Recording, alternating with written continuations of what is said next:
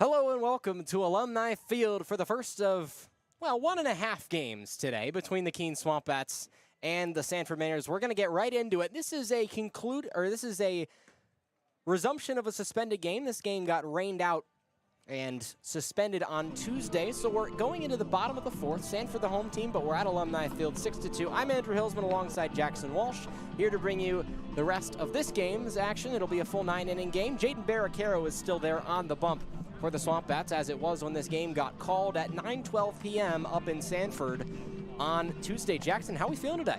Fantastic, Andrew. Glad to be back in Keene, and the SwampBats are too, because they were only 3 outs away at the plate from that being a complete game and going down with a loss. So a good break here. You get to come back to your home park where obviously you've seen it. The game can change here considering the dimensions. So this is a really good break from Keene, and Sanford just has to stay the course to try to come away and preserve this 4-run lead. Sanford yesterday split a doubleheader at North Adams, got walked off in the first game, and then had a controlling second wind in that second game to pick up the win. Keene picked up a back-and-forth marathon game that lasted 4 hours and 31 minutes against Vermont yesterday. That score was 15-10.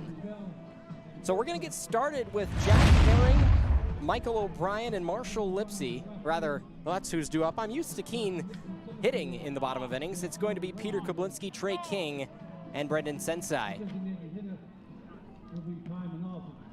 to start us off.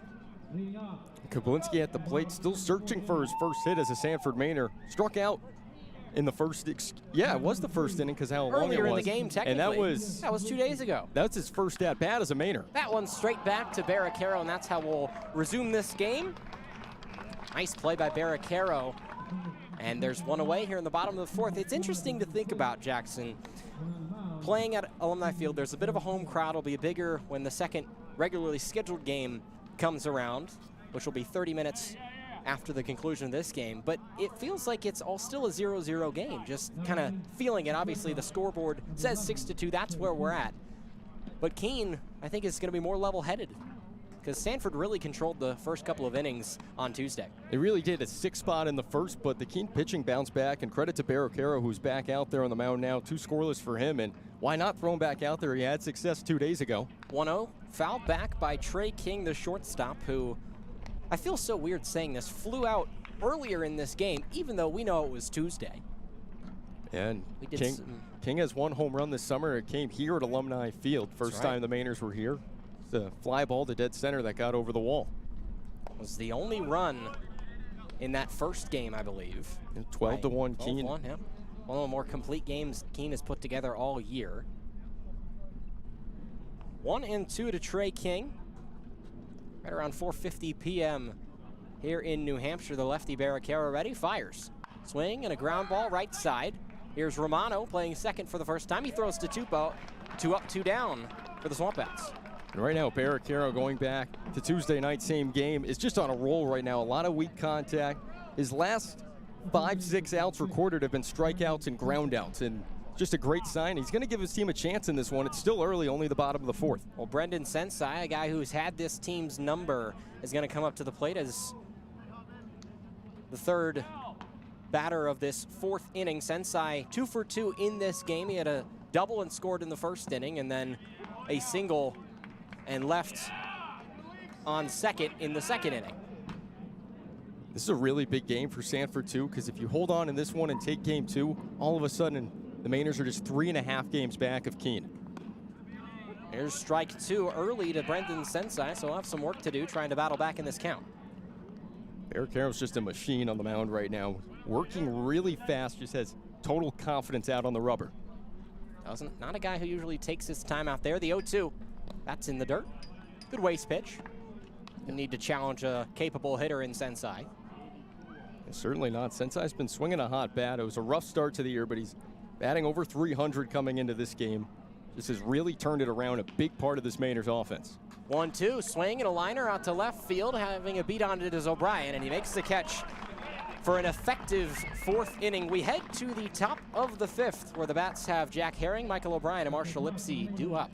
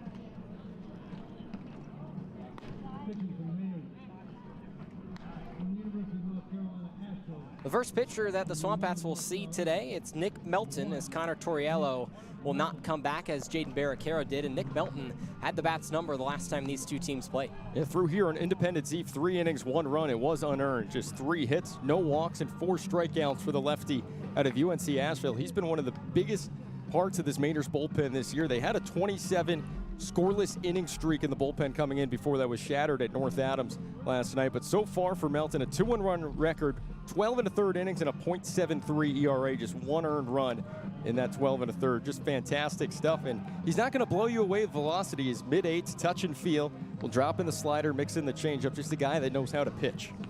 Yeah, and we've talked about it a couple of times on air. You and I have throwers versus pitchers. This is a guy who knows how to pitch.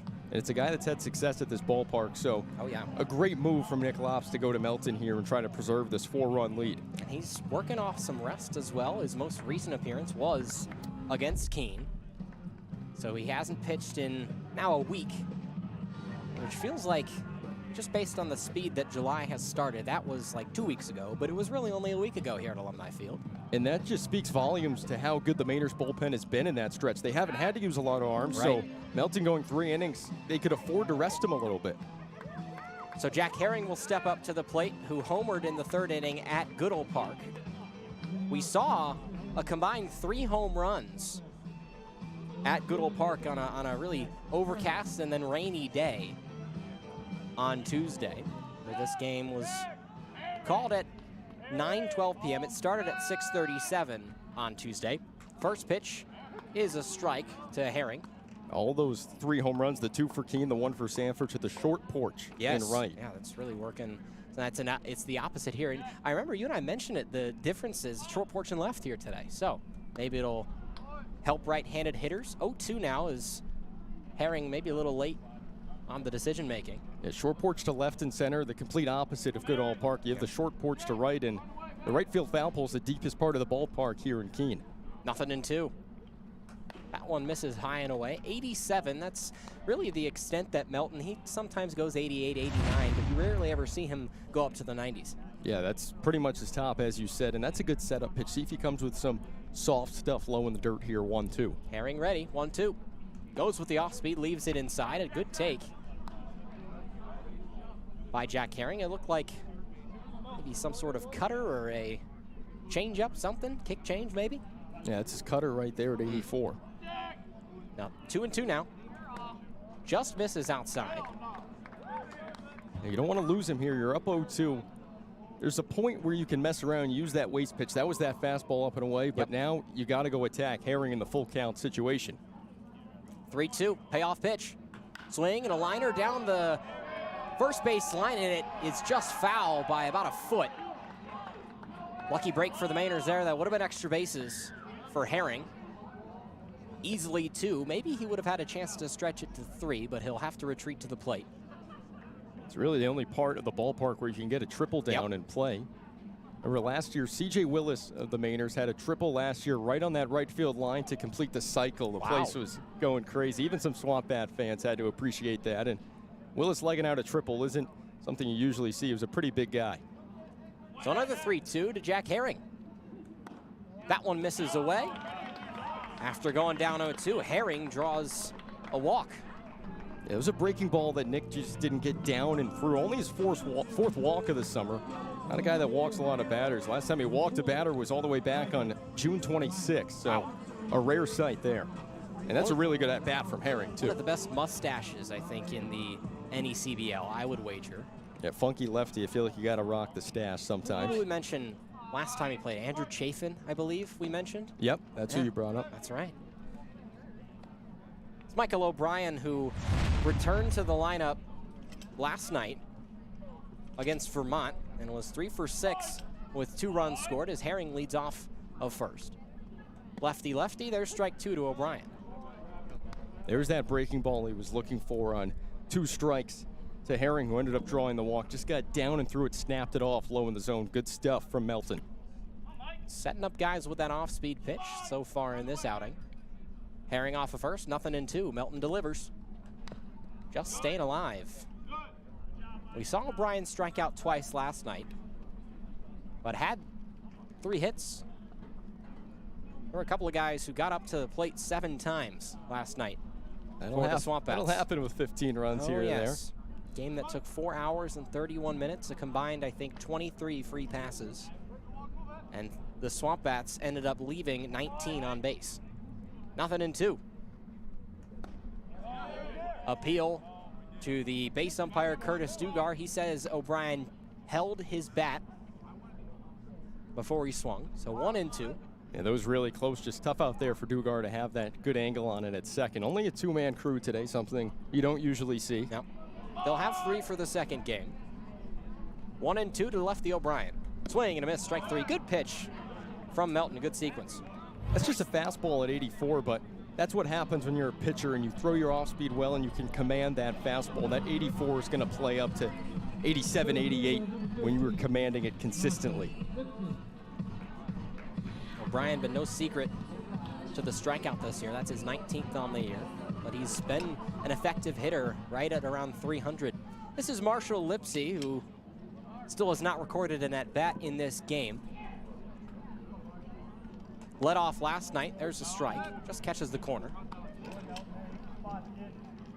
Right back to it, just commanding the fastball. That's a dotted pitch up and away from Melton. 0-1 as Herring takes his lead. Not usually a threat to steal over there unless one gets by. High fly ball, center field. Looking up at it is Toomey. He doesn't have to go too far, makes the catch, and Herring stays at first. 2 away.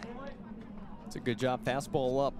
Melton located it well enough to get Lipsy's hands just below it. That's a tough pitch to get to, especially as a fastball up in the zone, and that's why you see the lazy fly ball to center. So a really good bounce back for Melton after the leadoff walk allowed to Herring. Here's Nick Romano, who has played every game at third base or shortstop this year for the SwampBats. It's his first appearance at second.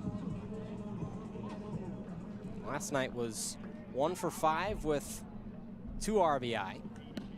First pitch, a strike.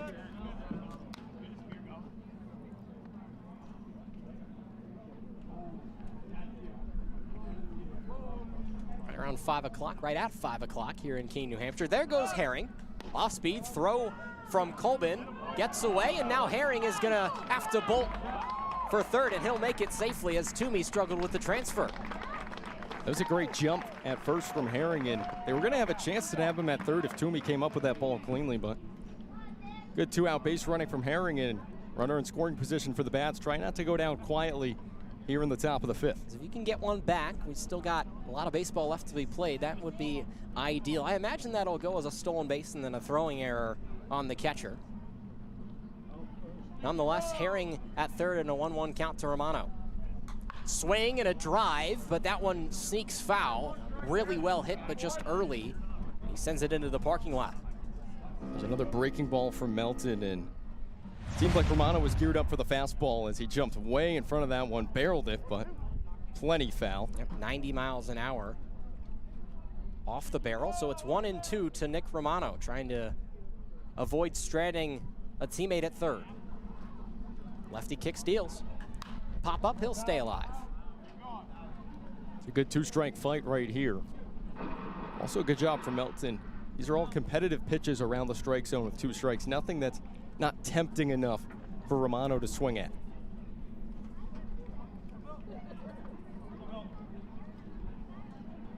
Sanford coming in this game at 13-14 on the year. Keene 19-9. 1-2 low and away. Still looking for our first 20-win team in the NECBL. There's a couple of teams that are at that 19-win point. Newport has 19, Keene has 19, Bristol has 18. That South Division is really close. Deuces Wild on the scoreboard is 2-2, 2 away here to Romano. He just fouls it off, checked his swing, but good thing as he got it around.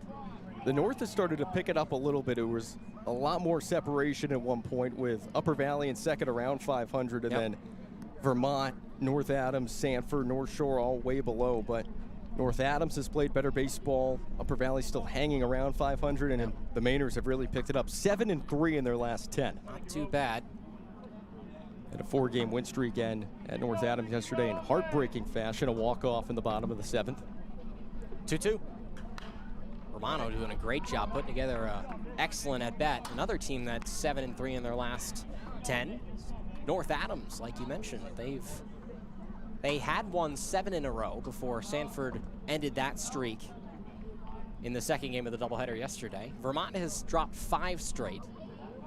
They now trail the division by 9. 2-2 on the way again to Romano. As he takes outside, runs it full. So really good fight at the plate from Romano, especially with 2 outs. You don't want to let Melton off easy. Even if this is a spot where Romano gets out, you don't get a run across, that's still a quality at bat because you're really working the pitch count for Nick Melton. 9th pitch. Outside, Romano works a walk. Yeah, that was the same 3-2 pitch he went to Herring, who walked and is now on third base. Just that breaking ball that he backed up on, just stayed arm side, didn't get through it, so it didn't have that tight downward action to it. Chandler Tupou had a fantastic night last night. Drove in the eventual game-winning run. He was 3 for 6 with 3 runs batted in, and he scored twice. All 3 of those runs batted in came in the 7th or the 8th inning. So Tupou will try to replicate some of that success. Romano leads off of first. Herring still at third. No swing from Tupou. He checked it. Surprised to see no appeal on that Yeah, too, me but once again a tough spot with Curtis Dugard, the lone base umpire, out at second. Almost feels like Strempick behind the plate has a better view of that check swing. 1 out. There's a breaking ball right down the heart of the plate. You could see by Tupou's reaction, that's one that he could do over. Probably would have wanted to have a swing at, just floating right down the middle, but still it could get me over slider from Melton. Ball and a strike. See if they put Romano in motion. Not this time. That one runs high. Romano not a guy who's a base stealer. Usually he's nabbed 1 on the year, which I believe was part of a double steal.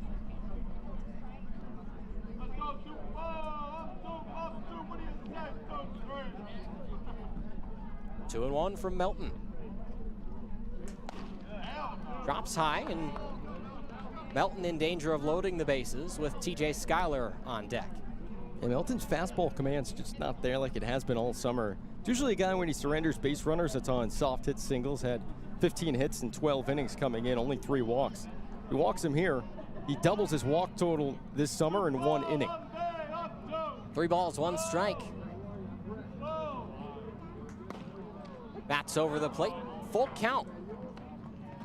And right back to the breaking ball there. That's what he went to get the first strike of the at-bat. So interesting spot here. You don't want to triple up on a breaker, especially that Tupou's seen 2 of them already. So big decision to go to the fastball or off speed here. Keene needs this. 3-2 payoff. There goes Romano, swing and a miss. Good pitch by Melton. As the bats strand 2, it's still 6-2 in favor of Sanford as we head to the home half of the 5th.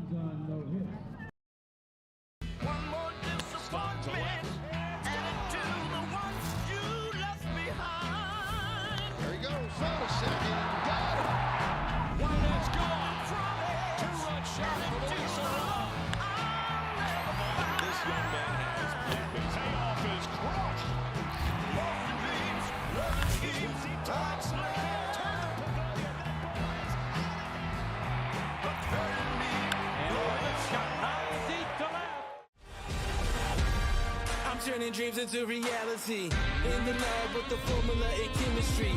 New memories spark and motivate and make the industry shake. We put the bars in the place. I'm talking one chance at best, yes. Painting pictures for the culture, keep the brushes fresh. Flip the cover with the drummer, passion never rest. Freedom is a teacher under pressure, now we blessed. Yeah, it's one art, one shot, now the future is yours. Go! Mostly cloudy, a nice day here, though, in Keene, New Hampshire, as the Sanford Mainers have Luke Jenkins, Kellen Strohmeyer, and Jack Toomey due up in the bottom of the 5th. Jaden Barricaro was phenomenal in his first, rather technically his 3rd inning of this game. He'll go back out for a 4th in the scorebook, but his 2nd today. TJ Schuyler doing the catching behind the plate. Barricaro is keeping Keene in this game right now. Yes, he is. Those 2 scoreless innings going back to the 2nd and 3rd at Goodall Park on Tuesday, and 1-2-3 inning here in the resumption. he just looked lights out. All soft contact to just uncomfortable swings at the plate for Sanford. So that's the man you want to send out if you're Sean McKenna. A good decision. It's paid off so far. We'll see if Barricaro can keep it up. Nobody warming up right now for the Bats in their bullpen. As to the plate, first will be Luke Jenkins, the right fielder, who's drawn a walk and scored in this game and also struck out once. Luke's been swinging it well lately, a lot of line drives. You go back to that game on Monday before this game started on Tuesday night. Jenkins had 3 hits against North Shore, just all line drives to the outfield. Really good to see that. He's dealt with some injuries this summer, but has battled through them. Jenkins out of UNC Greensboro. Barricaro's first pitch just narrowly misses.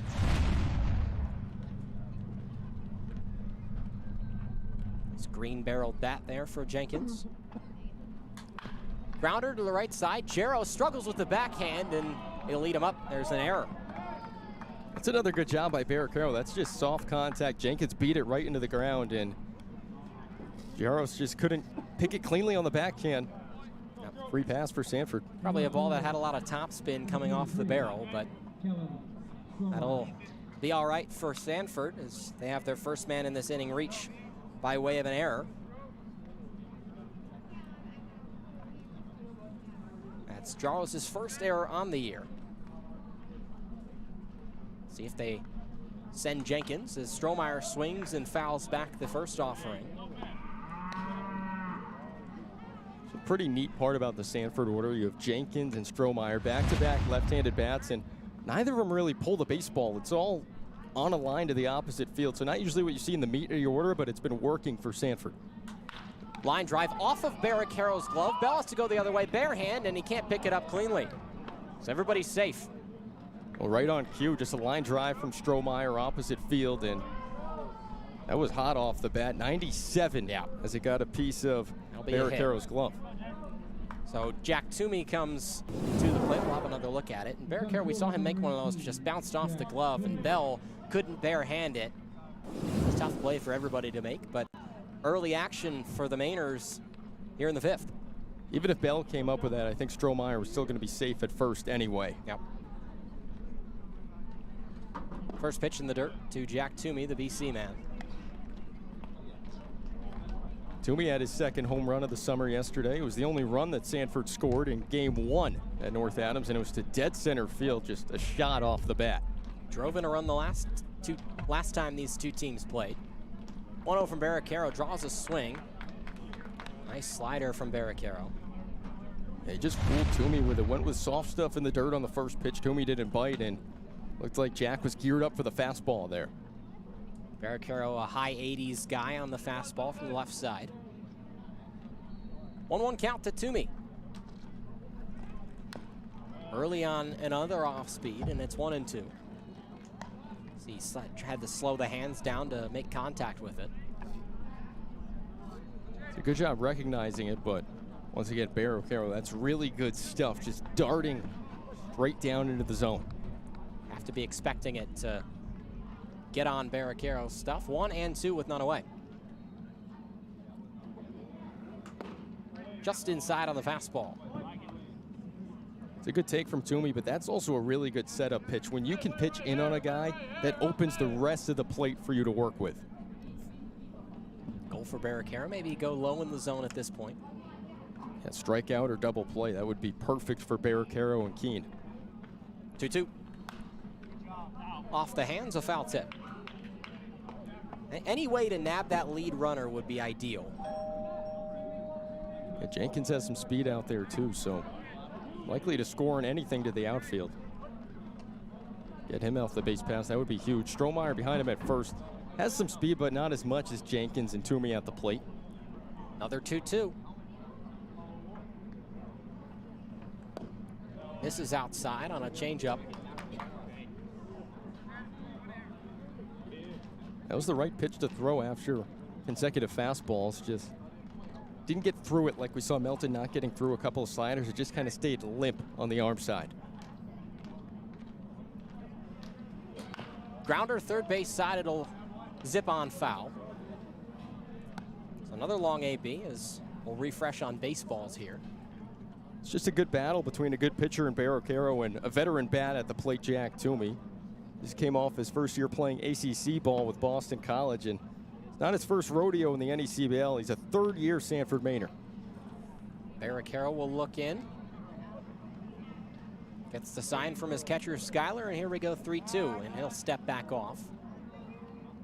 I wonder if that was a catcher-initiated little step-off move. Sometimes the catcher is gonna say, hey, check on that runner at second.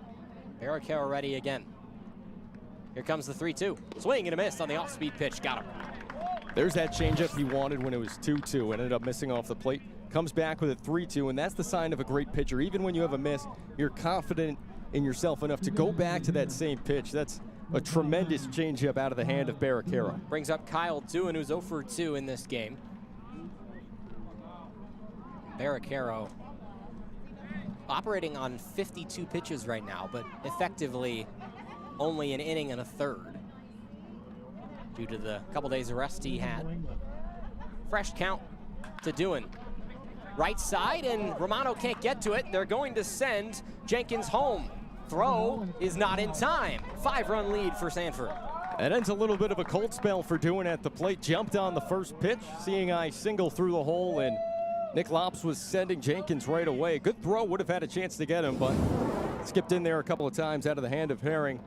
This is what you want if you're Sanford. You didn't let Keene get that momentum back at home. As you see the throw home there, just not what Herring wanted. Yeah, a little low off that hand, and no chance for Skyler to apply a tag. So the lead is now 7-2 for the Mainers, with one away here in the fifth.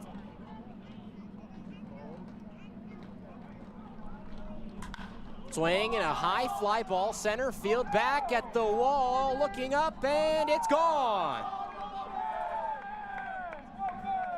Number 5 on the year for Brennan Hudson. As now we have a whole new ball game, a 3-run shot for Hudson. A little bit of the feel of the top of the 10th. Crushed it last week on Independence Eve. So his teammate Charlie Jones hit a homer on July 3rd, and Hudson does it here. 5th blast of the summer, team leading 5th blast for the Mainers. Might see him in the home run derby in Upper Valley not too far from now. Wouldn't shock you. That was a middle fastball, and we see.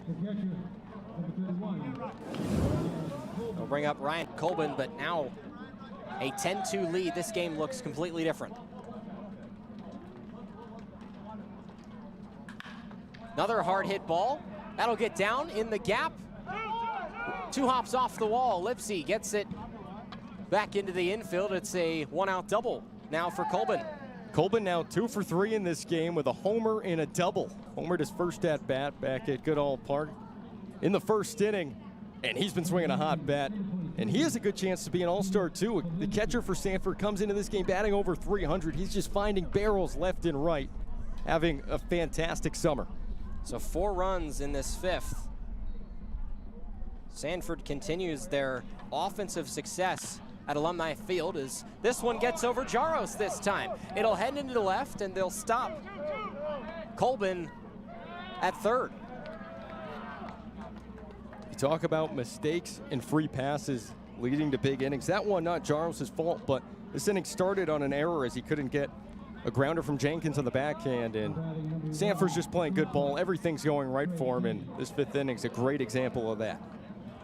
So Colbin, after his 1-out double, that's now Koblinski at first on a single. First hit is a Sanford Mainer for Pete Koblinski. First pitch a strike to the 9-hole hitter Trey King. Now is Trey King, doesn't look like that's his helmet, is it? Nope, he switches it up every single game. Who's ever on the bench, he'll grab another one. Yeah, so he's got Dom Tazi's helmet, right, from Coastal. Interesting. Saw him yesterday with Luke Jenkins' helmet in game 2, I believe. Wonder and if, he'll wear Kellen Strohmeyer's too, an Iowa helmet. Wonder if his friends at Georgia will give him some jabs about that. None of his teammates from Georgia wear them either, so No. I don't think Georgia lets the guys bring the helmets back for the Maybe summer. Not. Nothing in 2. Need an out here, but a good block by Skyler. Keeps the ball in front of him. Sometimes the guys wear the Sanford Mainers team helmets. Both the runners on base actually have them right now, Colbin and Koblinski. Ball and 2 strikes to the left-handed hitter Trey King. Runners at the corners. That one misses away. Barricaro tries to go back to the off-speed to get a swing and a miss, but he doesn't.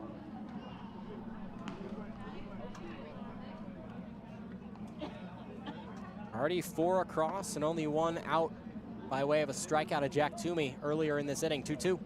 There's a hard hit liner that's well foul into the SwampBats bullpen or around that area. Looks like they got somebody going out there. I think that's Michael Fernandez. Yep, that is. And at that point, if Fernandez goes in, you just got to go out and get as many outs as possible and gear up for game 2 at this point, trailing by 8.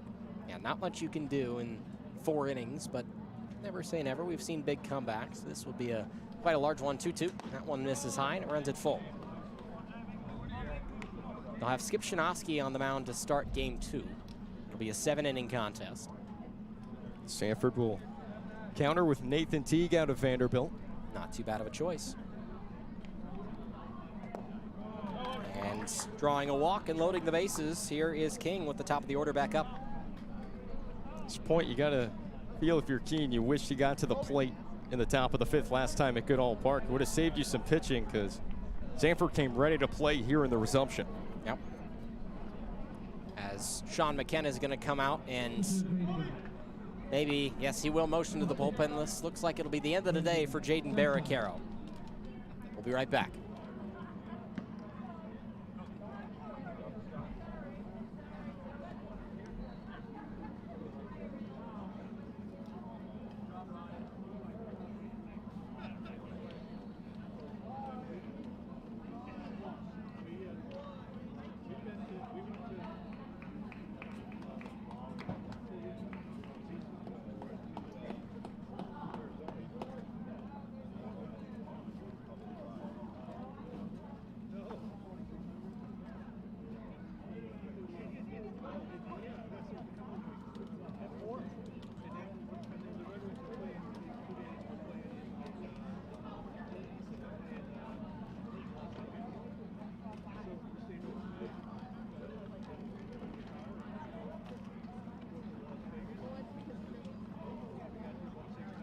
Bring 'em out, bring 'em out, bring 'em out, bring 'em out.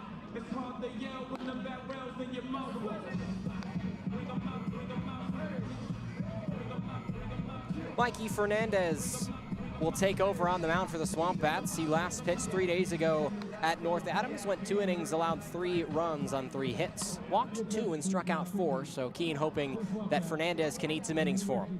That's exactly what I was going to say, Andrew, and I talked about that when we saw Fernandez warming up the bullpen. You're trailing by 8 right now. Looks like Sanford's going to get this one considering something unbelievable. Yep, doesn't happen, but you kind of got to turn your focus to game 2 right now, so that's where Fernandez comes in. You got to go out, pitch your heart out, eat up some innings. There might be some damage, but as long as there's not enough where you can keep your team relatively close in this game and have a little bit of momentum going into game 2, that would be massive for Sean McKenna's team. There's the outfield trio of O'Brien, Lipsy, and Herring. And Sanford's having fun. Why not? Always a good time. That's right. Here at Alumni Field. Not a bad spot to play a game, watch a game, call a game. Certainly not. A good hang down there. Like that little bench next to the dugout. Yeah, it's fun. A little bit more space. That was my go-to spot. Oh, yeah? Bullpen's too far away sometimes. Yeah, you can't see the game that well. Yeah. You want to be around the dugout, too. Yeah. Give your hitters some love. So this brings up Brendan Sensai, who last lined out to Michael O'Brien to end the 4th. After a 1-2-3 4th inning, Barricaro got hit around a little bit. Started off with an error and a single, and then that homer by Hudson for his 5th of the year.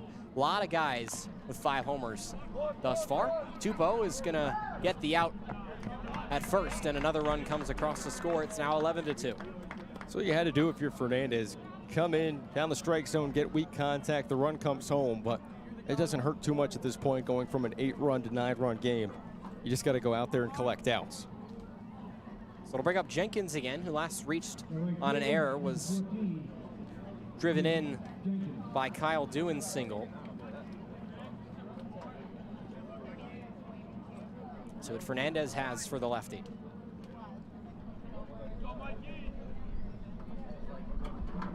Fresh count, 2 away.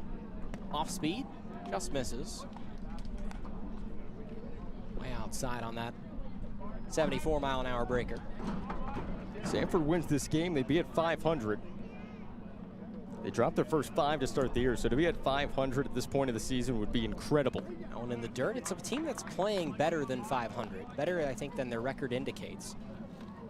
In the low point of the year, they were 2-8 going in to a North Adams and Vermont back-to-back. They won both of those, and that kind of had the wheels start to turn after those 2 games. 2-0. Swing and a well-hit ball. Lipsy back on it at the wall. Jumping. Lets it drop, and 2 runs will score. Tough play to make. It's 13-2. Almost a fantastic play out there in center. Lipsy was dealing with the wall as he had to leap. That was a great piece from Jenkins. Thought that one had a chance to get out of here off the bat. Would have been his first homer this summer, but the onslaught continues for Sanford. Have a look at it here. Very tough play to make up against the wall, and Lipsy rushed to get the ball back in. It'll bring up Kellen Strohmeyer, who singled and scored earlier in the inning.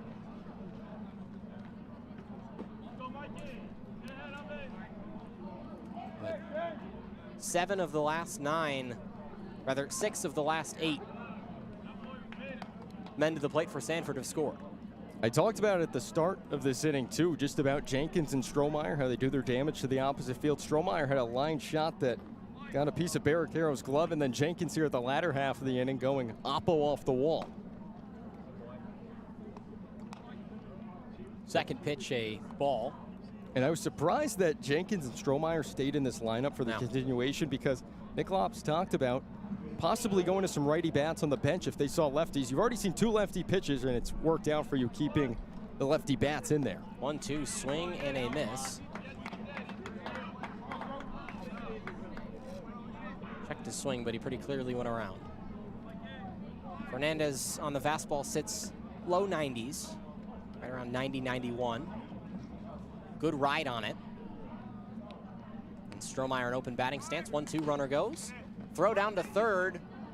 Slips away from Jaros. They'll run after it. And that one misses outside. It's 2-2 as Jenkins gets time. Yeah, Jenkins just had Fernandez timed up completely. Had a vaulting start on his lead. Took off on the pitch. On a game that wasn't necessarily out of reach for Keene when we restarted. Maybe it feels that way now as it's an 11-run lead for the Mainers. 2-2 on its way from Fernandez. Just misses off. And in the other batter's box, it's tough to see from up here. And how about that? 13 runs for Sanford in just 2 innings at this point. 6 in the first, 7 in the 5th, and 5th's not over yet. Runs are coming in bunches for the Mainers. We still got just under half a game left to play. 3-2, 2 away. Called strike 3. Strohmeyer goes down, and the inning is over not before Sanford plates 7 runs. We head to the top of the 6th with Skylar, Bell, and Manolfi due up for the bats.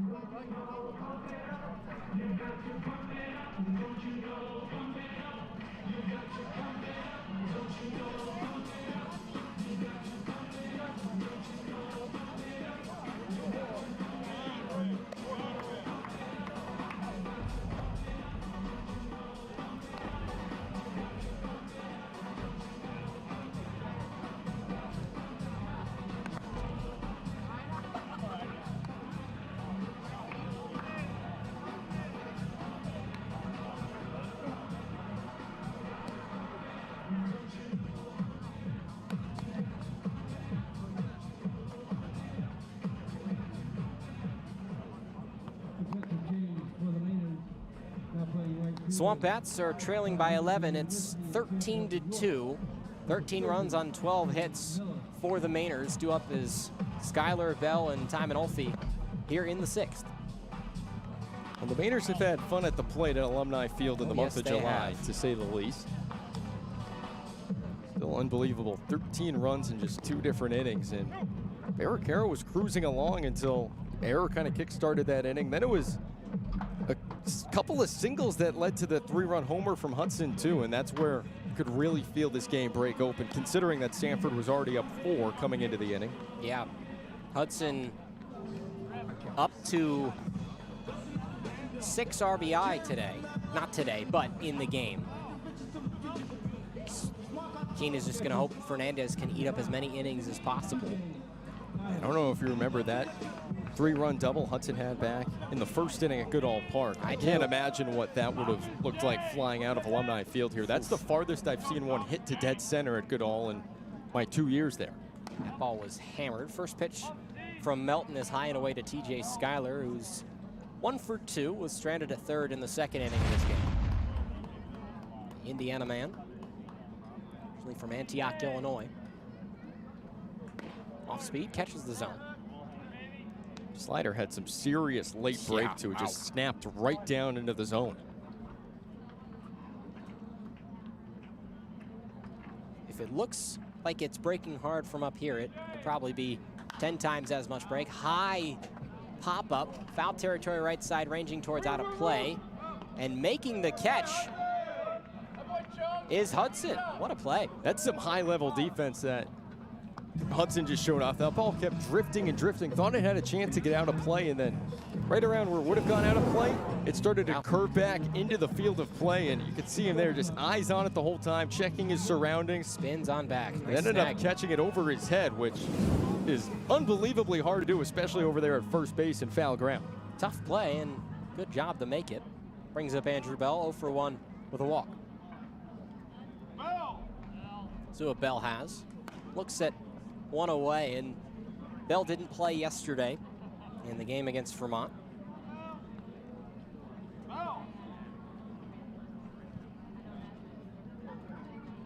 Back in the box. We'll look at one that misses a little high. With Melton, at this point, when you have such a cushion, you can, I'd imagine you can kind of try stuff. You just feel so free out on the mound with a lead like this. It just completely changes the mindset. 2-0 misses low. And how about just the 180 in this game? Keene had 2 runners on, a full count with a good bat at the plate. Melton dug in, got a strikeout, and then a 7-spot the following inning. Just a really quick change of pace. And they stranded 2. There's a get-me-over fastball from Melton, and we'll see what Bell has. It would be big for his confidence if he can get on by way of a hit. Right at 180 on the year, 9 for 50 at the plate. That's strike 2. Yeah, after 3 ball counts, Melton just dropping back-to-back breaking balls in there. One right down in the heart of the plate, and the other catching the bottom of the zone. Good presentation from the catcher Colbin as well. And Olfe on deck. Here's the 3-2. Bell laces this one to third base. Sensei picks it up. Will throw over. Throw is in time. 2 away. He's pretty comfortable over on the hot corner at Alumni Field. Made his third base debut in a competitive setting since high school on July 3rd. Played a really good third base, had 3 home runs. That was the Brendan Sensei game, and Nick Lops has plugged him in there a couple of times since then, and he's been solid throughout. So Andrew Bell will head back to the dugout. Was 2 for 3 on Saturday against Bristol, but 0 for 3 at North Adams. And this is now Manolfi, who squares to bunt. A perfectly placed bunt. It's gonna stay. It's gonna stay fair. Can't do it much better than that for Ty Manolfi. How about that? Looked like as soon as it left that infield grass and onto the dirt, it was gonna have a chance to trickle foul, and just kind of stayed on its plane, and that's how you get a base runner on. That's really what you need if you're Keene, if you're gonna get the momentum. And Melton wanted it, and you could hear somebody from the dugout yell, "Let it go." So pretty athletic slide there to pop right back up. That was impressive. This brings up Ryan Jaros, making his first appearance in this game. In place of Ripken Reese, who started the game at second. Now, 2 away. Looks at a strike. It's one of those that helps out Manolfi in the batting average chase around the league, too. Right. At 397. And he's 2 for 2 in this game, so not too shabby. After this one, he might be above 400. Currently leads the league in batting average.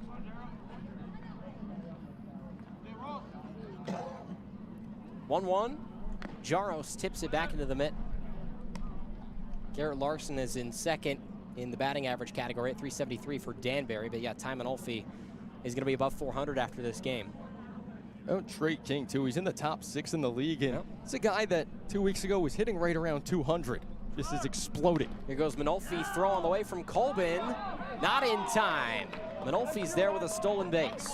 That was a good slide. The throw beat him by a second, but the tag from Kablinski kind of got Manolfi around the hip opposed to the hand, which he obviously is leading towards the bag with. So it was a good throw from Colbin, just a really good base running play from Manolfi and a fantastic slide to beat that tag. He stole a base in the 4th inning before the game was suspended at Goodell Park, so he's now stolen second at 2 different ballparks in the same game, which I don't think you can really say that about anybody else this year, would be my guess. Maybe once or twice, but it's a rare occurrence. He talks about a lot of neat things that is only true to baseball, and this is an example of one of those, playing a game in 2 different spots. You never see that in any other sport. Nope. 2-2 to Jaros. Gets out ahead of it. It's picked up by Sensei and makes the throw. Good stretch by Hudson to make the out. Bat strand 1. It's still a 13-2 game. Bottom of the 6th on the way when we come back. What I'm looking for in a bank is one that's looking out for me, like NBT. I want a relationship and a team that supports me and my dreams, like NBT. And let's face it, life can get challenging. I need a bank that's focused on me. They've been rated tops in all the things that matter, like trust, customer service, and financial advice. So when I need a bank I can trust, it's always NBT and me. Rondé Barber here. Being in the NFL for 16 years, I've dealt with my fair share of bumps and bruises. But typical ice packs never stayed cold long enough, were messy and inconvenient. HurtSkirt offers the same long-lasting treatment as ice does, but without the hassle. HurtSkirt uses no antifreeze chemicals, ensuring that panels freeze solid and stay colder for longer. Drop the ice, skirt the hurt. Use code BARBER20 for 20% off and free shipping at hurtskirt.com. Nice shot of the mountains behind Alumni Field. Mikey Fernandez will remain on the mound, hoping to give Keene some good innings here. Bullpen is enjoying their snacks down there. Marcello Mastrogianni had some mini Reese's cups that were almost all the way melted, but still delicious as ever, as he's trying to get rid of the last of those.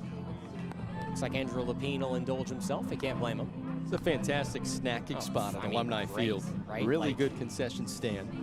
He was telling me one time, Marcello Mastrogianni, he wanted some snack during the game, right? I don't know if it was a hot dog or whatever. And when there's a lot of fans, there's kids that congregate down there that get autographs and all that. So he gave a kid the only dollar bill he had in his wallet, which it was a 50.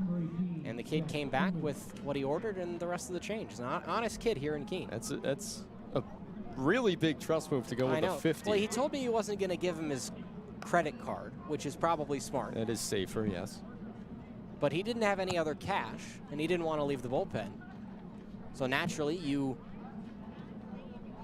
make somebody else do it. Wave and a miss by Toomey. Martha's Vineyard used to run a pretty good deal. If you turned in a foul ball, you got an ice cream. So yeah, that's pretty good. When you'd be hanging out in the bullpen, right, you would give the kid a crummy one in your bag to turn in for the foul ball, but then as a reward for him bringing you back the ice cream, you give him the gamer. 0-2. Bell picks it up at short, will shuffle. High throw, and Tupou stretches to nab it. It's the advantage of a big first baseman over there, and Tupou, not the tallest guy, but he's athletic. Yeah, he's made some great stretches. He's got good range on the bag. A nice quick throw from Bell. Bell, a fantastic fielder. The glove is never really in question. Fernandez has been pretty good so far. Only allowed not too much, as this is a foul to the left side. Other than that double from Jenkins, it's been all soft contact. Right. That's the only missed pitch that he's thrown today. And that's one of those you got to tip your cap to the hitter. You got to think on the mound sometimes. You can get really frustrated out there. You got to think I made my pitch. Why didn't that go well? Hitters get paid too. Yep.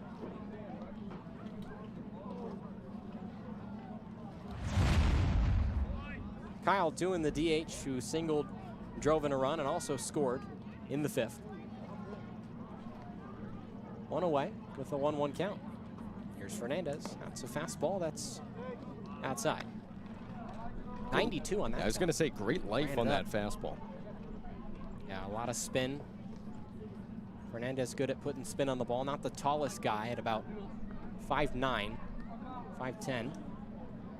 But a lefty that can give you some solid life as Skyler goes back to this one. 5'10" is as he's listed. Out of the University of Miami. Just fantastic mechanics on the mound too, really.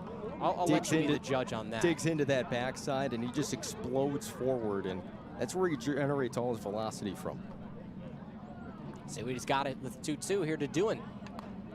Off-speed pitch, missed a little high. Drops it to 71 on the curveball and almost 2,800 on the spin rate. Yeah, it's not bad when you have a couple pitches in your arsenal that have a 20-mile-an-hour difference. 3-2, full count offering.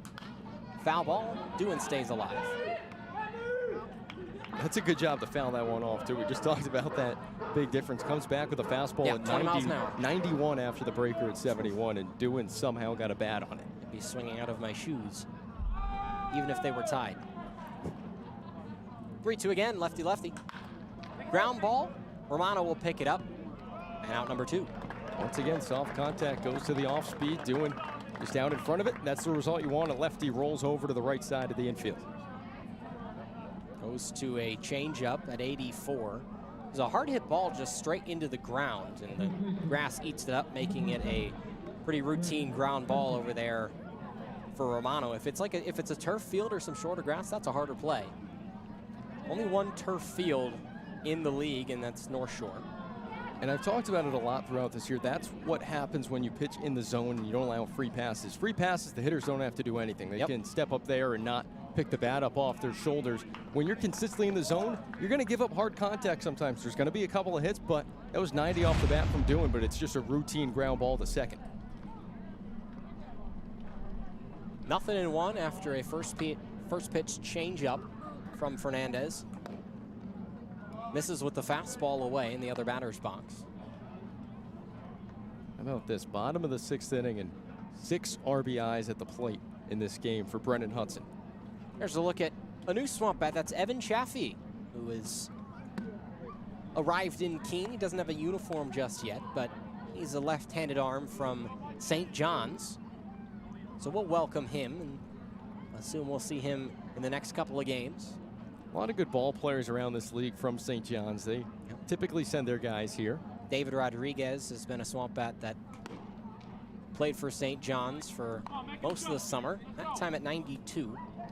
Tyler Longoria for the Mainers, one of their top relievers. Good baseball school there. Big East, I want to say. Yep, Big East champions 2 years ago. 3-1 on the way to Brendan Hudson, who's already homered once. There's a nice fastball at 92. Fernandez is really letting it rip here. It's just exploding out of his hand, and it's just sitting back, wait, and then he rides that hill down the mound to explode to the plate. Full count offering. That misses high. 2-out walk drawn by Hudson, who has now reached base 3 of the 4 times he's been to the plate today. He's picked it up in the hit columns, and he's also working a lot of walks. Has the most walks on the team. He just sees the strike zone really well. No action in either bullpen. Not a surprise. 13-2, the Sanford lead is. That one misses to Ryan Colbin.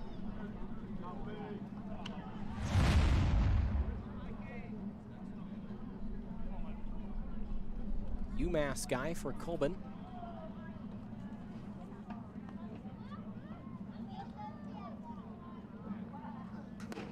Early on an off-speed pitch. That's the swing you want on a changeup there. Colbin's a second-year Mainer, and the reason why I'm so happy to see him hitting so well is because he really struggled at the plate last summer. hitting .303 right now. Wow. 1-1. That's a strike. And Colvin, too, just an all-around team guy. A guy you want to be around, take the field with every day. And he's awesome to work with behind the plate. One of my favorite catchers I've ever thrown to. Yeah. 1-2 with Hudson at first. Wave and a miss, and that will end the inning. Goes back to the changeup. A nice inning. Only one base runner allowed for Fernandez. We head to the top of the 7th. Mainers still by 11.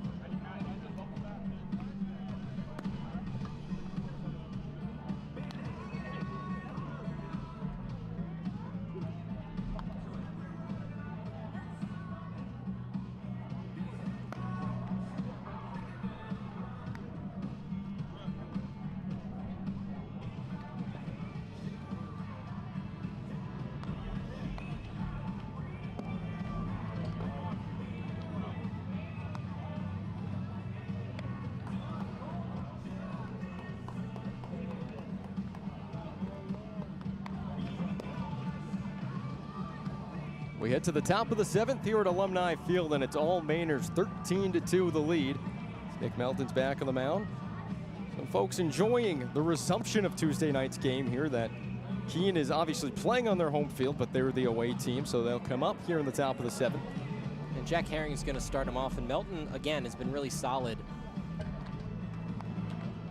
And Sanford just had the advantage after that first inning, and I figured that coming back, it might wipe the slate clean, and but that 5th inning, you just got to give credit to the Mainers hitting, just getting things done. Had a homer from Hudson and strung together hits, strung together base hits, not doing it by way of the walk. The inning started with an error, but still to show that they capitalized off that, credit to them. And Andrew, you talked about when this game picked up from the other night. It was 6-2 Sanford, but it felt more like 0-0. Right. And that homer from Hudson really made it feel like a blowout. I agree. I am with you there.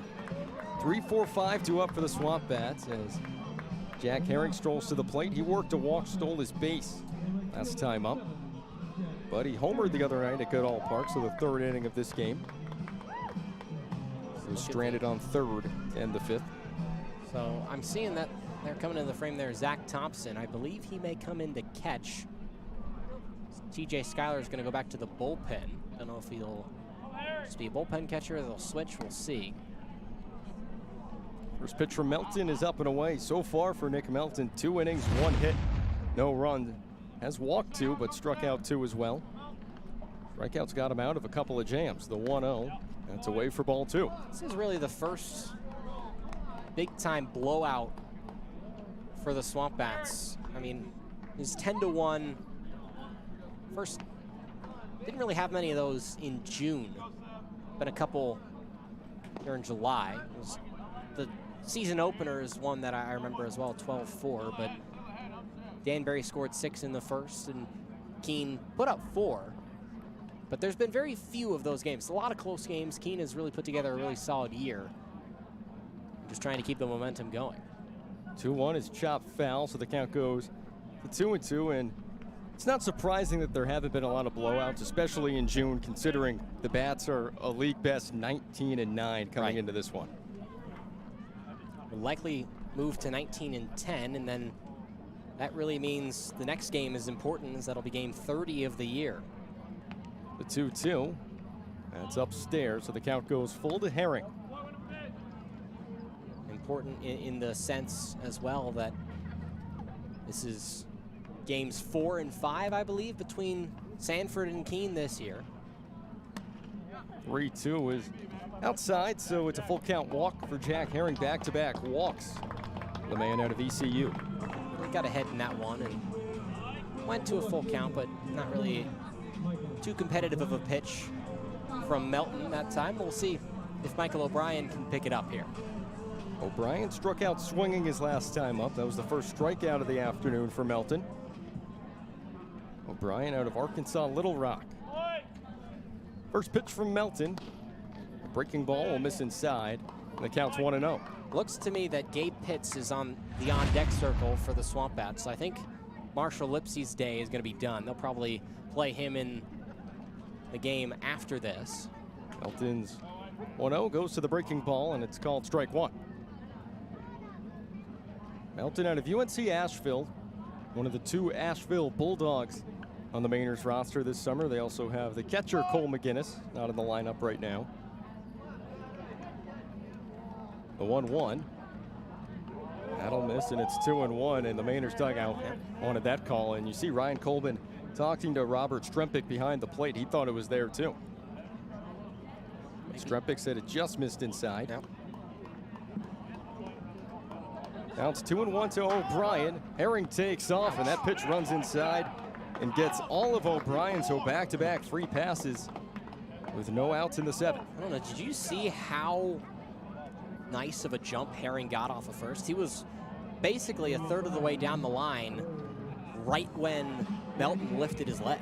And if you're going to steal bases, this is the time, because no pitcher on the mound is thinking about base runners with an 11-run lead. As Ryan Colbin heads out to talk to Nick Melton. Yeah, just calm his guy down a little bit if he can. Melton has walked 3 and hit 1 man. That was O'Brien, who was just at the plate. Talked about it. Came into this outing only allowing 3 walks all summer. So zeros on the board since Melton has been on the mound, but some uncharacteristic free passes. Marshall Lipsey at the plate.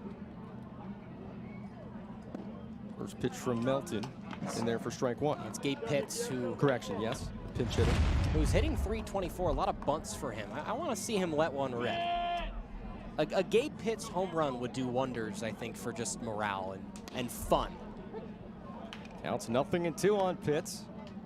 Wearing his blue Central Connecticut State batting helmet. That's right.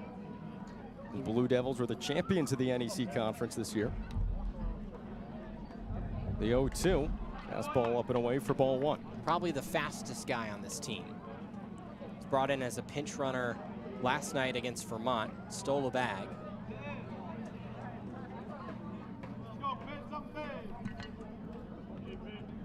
Melton's 1-2. That's low. The count's 2-2 to Pitts. Not too bad of a take. It was over the plate, but at the shins. Herring on second. Herring walked to lead off the inning, and over there on first is O'Brien, who was hit by a pitch.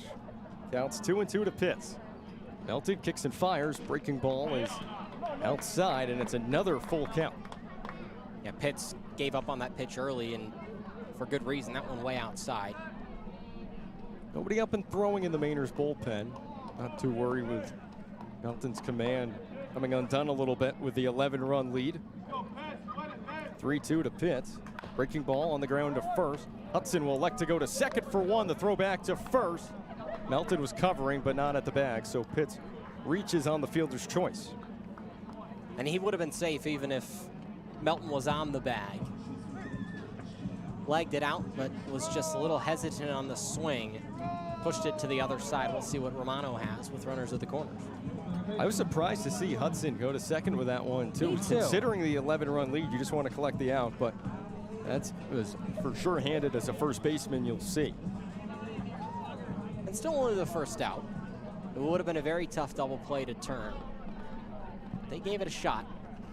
Pitts on the move, and they'll just let him take second. I mean, you're not going to throw him out. That's...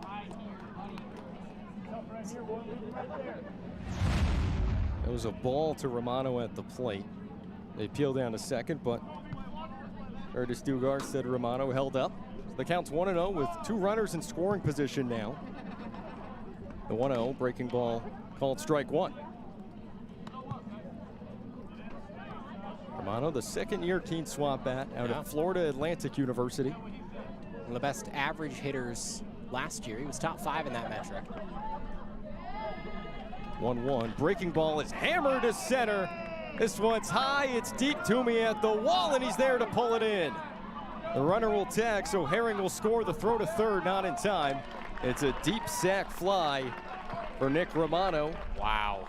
340, 95 off the bat. That ball was crushed. 340 gets out of here at most parts, and that was pretty much as far as you could hit it to left field without the ball flying. That 352 right to mark the corner in left center. You saw the replay there. Romano thought it was way out of here off the bat. I think I did too, but then as maybe a little bit of, not really much wind today. You look at the flag out there in center, just a little unlucky maybe for Romano, but he drives in a run. 2 down with Tupou at the plate. First pitch is swung on and missed. Tupou struck out swinging his last time up. That ended the 5th inning. That was that big spot I talked about earlier, Andrew, when it was still a 4-run game, and Tupou had 2 runners on when he came to the plate. That'll miss downstairs for ball 1. And Tupou's been a little more aggressive at the plate as of recent, which I think is good, but it also sees his strikeout numbers rise. And Zach Thompson is on deck, so he's going to come into the game to catch.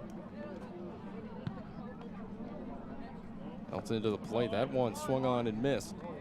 It's a great off-speed offering right in the dirt and looks really good coming out of the hand to Tupou.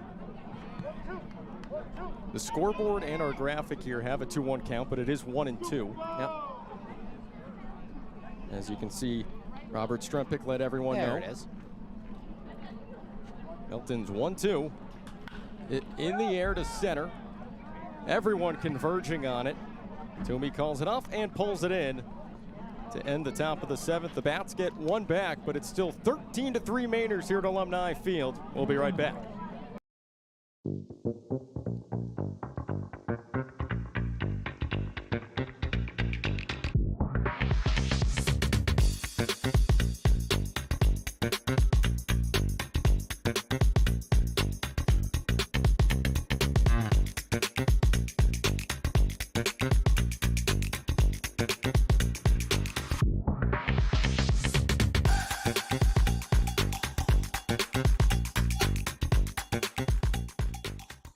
At M&T Bank, we believe in the power of together. Together, we can help your business grow. Together, we can move communities forward while giving back. Together, we can help your family spend more time on what matters most. And together, we can achieve more than ever before.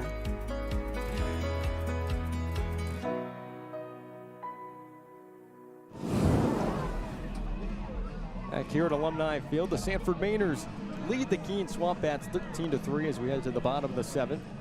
Sanford will come to the plate as they are the home team in the resumption of this game, and a defensive change into catch is Zach Thompson. See him there warming his man Mikey Fernandez up. Yep. Looking down to the SwampBats bullpen, Kyle Peters is just throwing a little bit. He's not going to come into the game, but he's just doing a little bullpen work with TJ Schuyler. Not really full effort. Schuyler doesn't have his mask on. You know, I'm going to make a prediction here that if Fernandez doesn't go this whole rest of the game, my guess is that they are going to put TJ Schuyler into pitch. All right, we'll see if it happens. I believe he warmed up the top of the 10th inning on July 3rd. He can get up to 94. That's not bad considering he pitched in high school. He's a catcher. Yep. One of the strongest arms you'll see from behind the plate. And we saw sometimes the radar gun will pick it back up on throws to second. We've seen him get up to 88, 89 from behind the plate. Not bad at all. No. Considering you're throwing from starting in a crouch. Yep.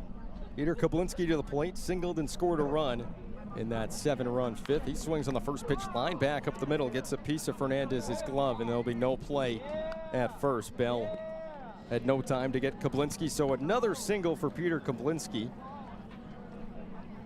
This is his first game as a Sanford Mainer. That brings up Trey King. Walked, scored a run last time up. And no reason that Sanford needs to change stuff around unless they want to get guys some extra reps. King is now 3 times that balls have bounced off of SwampBat pitcher gloves. King swings on the first one, fly it out to deep center. Lipsy is there and will move in on it for out number 1. Correction, that is Pitts out there in center after the pinch hit last inning. Pitts has played at some ballparks where there's a lot of ground to cover, namely North Shore. He played in one of those games and made an incredible catch where he was probably mid to shallow center field, ranged all the way back in. That's a deep ballpark. Made this winding, looping catch. It was pretty impressive to see. So one down in the bottom of the 7th as Brendan Sensei steps up to the plate. Sensei grounded out to first in that 5th inning and got a run home. Fernandez to the plate. That's in there for strike 1. Fernandez right around 89, not up to 92. You saw him staying warm in the home half of the 6th, or rather the top of the 7th. See there, a pretty sweet Miami glove. Oh yeah. That one's upstairs. The count's 2-1 to Sensei. I think it's a Marucci glove. I actually picked Fernandez up from the airport when he flew in. Not the easiest to find somebody you're looking for at that airport. Was it Boston? Sure was. Not bad. It's better than some though. Like it's not that bad. They follow you where you need to be. One of my big pet peeves, poorly designed airports. I've only been to Boston a couple of times. Haven't flown a lot in general, mostly for college ball, but Yeah. no complaints with Logan. If you ever make it out to Indianapolis, now that is a good airport. I'll keep it on my radar You if I'm better. out that way. You better. Gotta spread my Midwest propaganda wherever I go. I say I do a pretty good job of it. How much time roughly between Bloomington and Indianapolis? Hour.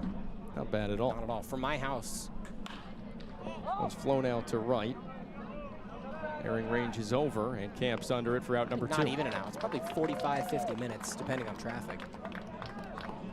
Straight shot down I-69 from the center of Indianapolis, which I'm sure many of our viewers have no idea what Indianapolis roads or city layout looks like. Basically, say it's that a I do either. big circle. It's called the Circle City for a reason. I-465 makes a big circle around the extremity of the metro area. Got the downtown in the center with the Colts and the Pacers. A lot of fun spots there. And there's cities, towns extending out, and then suburbs of the inside the highway area as well. Sam Miller at the plate. Foul back for strike 2. Miller came in last half inning as a defensive replacement for Luke Jenkins in right. Have to check out Indianapolis sometimes. One of It's a great spot. cities I've heard good things about. One of the best, I think, event hosting cities in the country. They have the NFL scouting combine there every year. They held the NBA All-Star game there in 2024. Obviously the Indy 500 every year, which is the biggest single-day sporting event in the world. There in the center of Indiana. That's right. You know a little bit about the Indianapolis 500, I assume. Every A sports little bit, fan does. not the biggest racing guy, but know the concept. The 1-2 is up and away for ball 2. It is upwards of 350,000 people in the gates on race day. Unbelievable. I've seen some videos. Have you seen the layouts of like a bunch of different NFL and NBA stadiums can fit inside of the track? I haven't seen it, but I can imagine what track about a mile-ish long, all the way 2.5 around. miles. 2.5. Yeah. Okay.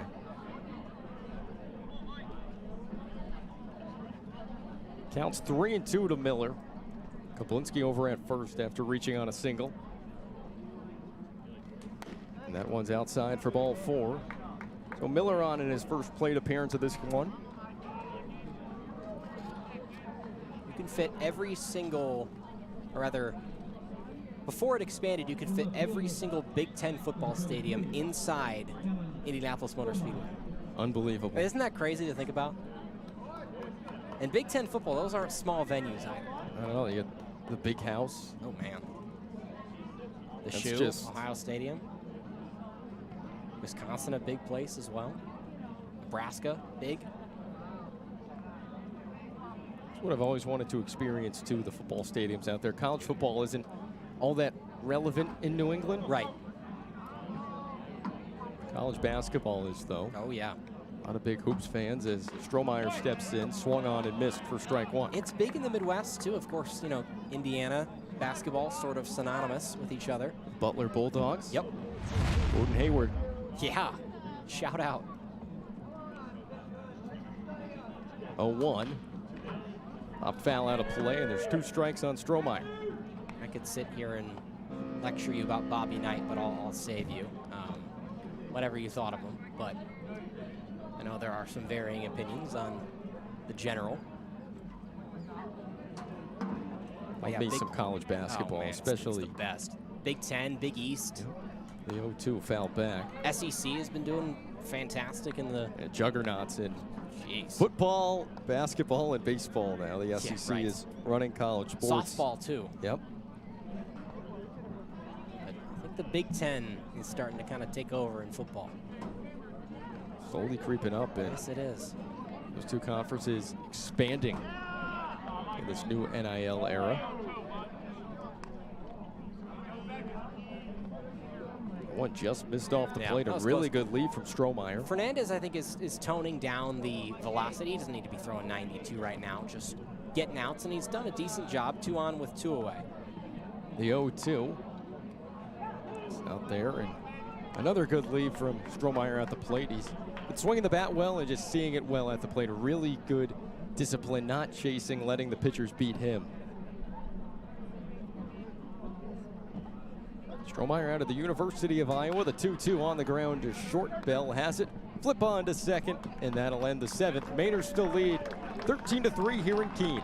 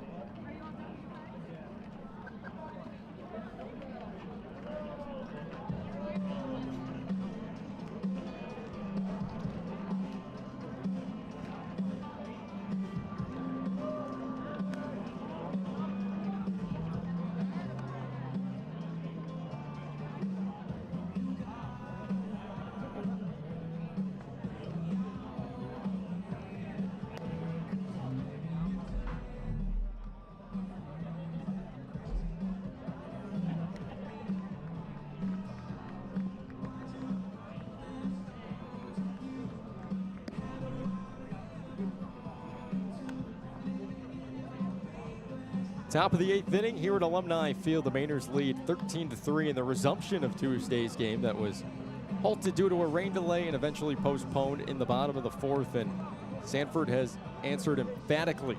7 runs in the bottom of the 5th. We'll play another one after this. It'll only be 7 innings. Bo Braley on the mound for the Mainers. Just recently committed to Campbell after a year at Florida Southwestern. He's a 2nd-year Sanford Mainer, and he was a big part of this Mainers bullpen last year on their run to the championship series. It was one of the 2 closers that the Mainers used in. Really funky delivery on the side-winding pitch. Yeah, it reminds me a little bit of Andrew Lapine, whose nickname is Subby for the SwampBats, as he's a submarine guy, but a true sidearm thrower here in Braley.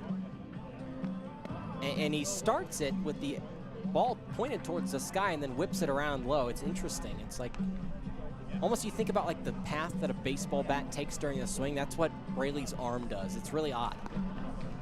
It is funky stuff, and everything he throws has some movement on it, even his fastball. Now, 8-9-1 due up for Keene.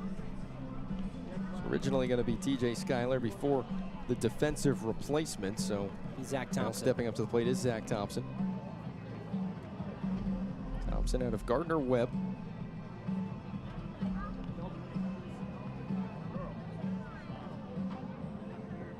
Braley was originally at Alabama before 1 year at Florida Southwestern State, a powerhouse in the JUCO world, led them to the D1 JUCO World Series and had a good year there. So now he's heading to Campbell, members of the CAA in Bowie's Creek, North Carolina. Coastal Athletic Conference, maybe? Or Coastal Correct. Athletic Association? I believe it's association, yep. It used to be the Colonial, and they changed the name to the Coastal. It's Athletic definitely not the Association. Canadian Automobile Association, which is what pops up when you type in CAA in Google. Pretty sure you can rule that one out. Northeastern champions Coastal of the Athletic CAA. Association. There we are. Counts 1-1 to Thompson. Braley comes home, and that'll run inside for ball 2. Carl's College of Elon is in that. What's this? This is Hampton University? Monmouth? 2-1 is Sky Fell. Northeastern was the juggernaut for baseball in that conference this Towson, year. William and Mary. Shout out Towson, huh? A couple of associate members, I believe, in there too. Yes. UNC Wilmington. Braley's 2-2. Cut on and missed. He struck out the first man he faces as Thompson goes down swinging. A big swing from Thompson, who has cooled off after his rocket start to the year. It tells us that, hey, that another home run is coming. It's just kind of a matter of time. Might be saving it up for game 2 tonight if he's in there. Yeah, we'll see. I don't know who's going to catch game 2. That's a good question. Andrew Bell, the shortstop out of Duke, comes to the plate, grounded out to third his last time up. It's like Keene Vorster's warming up for the SwampBats. First pitch in the dirt from Braley. You know, respect to Colbin. He still framed that and he stuck it. Talked about it earlier. Yeah. One of my favorite guys to throw to. He's fabulous back there. As that one's in there, called strike 1. Well in the zone, but just the presentation.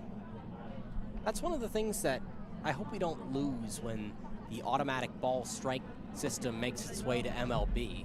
You see they're going to test that out at the All-Star game? I think they announced they're going to go with it next year, too. Really? I didn't see that. So I read it wrong. Shock me. It would have been within the last 2 days. I think they're going forward with it. Yeah, it doesn't shock me. It's getting rave reviews from players. Yeah, it was well liked in spring training. And in the minors the last couple of years. I went to a AAA game this year. It's a fun thing to watch when a guy taps his head and says, hey, no, that's... Because then it's funny when the umpire has to go back on their call in front of the whole stadium. They throw it up on the billboard, or not the billboard, the video board. So that happened at a couple of Worcester Red Sox games this year. The 2-2. That'll just miss, and it's a full count to Bell. Braley this year making his 6th appearance, 7 2/3 innings so far, 7 strikeouts, 4 walks, 6 hits, a 3.52 ERA. The 3-2 swung on and missed. Back-to-back strikeouts for Braley, and there's 2 down in the 8th. You can tell that, like you mentioned, not a guy. It's good velocity from that arm angle, 86, but just tough to pick it up for these players. No doubt, a tough arm slot to work out of. Last time Braley pitched was at home against North Shore. 13-1 win, 2 innings, no strikeouts. He comes in here against the SwampBats and strikes out the first 2 he faces, but the red-hot Ty Manalfi comes to the plate with 2 down. First one is in there, called strike 1. Manalfi reached on a bunt for a base hit that just sat inside of the foul line down the third base side. Gosh, just how great has he been this year? It's just impressive. Braley's 0-1. That'll miss, and the count's 1-1 to Manalfi. Manalfi leaving Dayton. He'll be heading to Boston College of the ACC. Be joining the Maynard center fielder Jack Toomey on the Eagles squad. Great freshman for Dayton this past year. See if he can keep his on-base streak alive. Counts 1-2 to Manalfi. Braley looking to strike out the side in the 8th.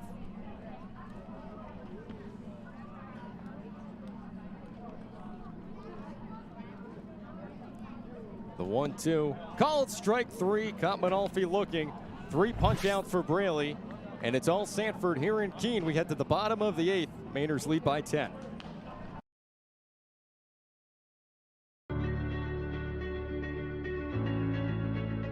Quiros drills it to right field, and it is gone!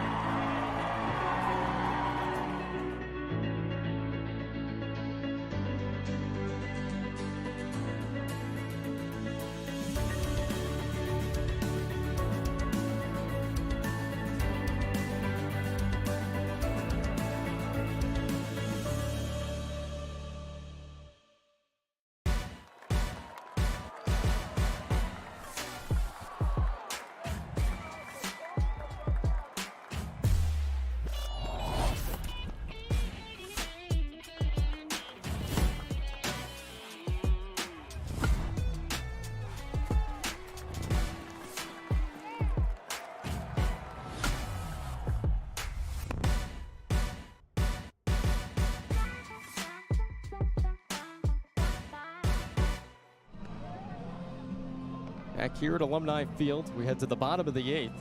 Probably the last time the Mainers will come to the plate here in the resumption of Tuesday's game that was postponed. Another defensive change in there at third base for Keene is Aiden Harris. You know, he's a really fun prospect. He's only made 10 plate appearances with Virginia this past year, but the number 15 player in the 2024 class out of high school, best third baseman in the country, and the best player in the state of Virginia in that high school class. A guy who sort of went viral at the Perfect Game National Showcase at, I believe that's Chase Field in Arizona. Yep, in Phoenix. Yep. Batting practice, he had a 500-foot home run. That's not bad at all. No, how about metal that? bat, 500 to be fair, feet. but it was crushed. And in BP, it's a good-looking swing. Serious power, and seeing here at third base, late game as a defensive replacement as Jack Toomey steps in. Talked about him a little bit last inning. And he'll be due up first in the 9th for Keene as well. That one's down low. Toomey takes for ball 1. Toomey has 1 hit in this game. That was back in the first inning on Tuesday. Started the scoring for the Mainers, an RBI single that allowed Sanford to take a 1-0 lead. And then many runs later, the Mainers lead 13-3.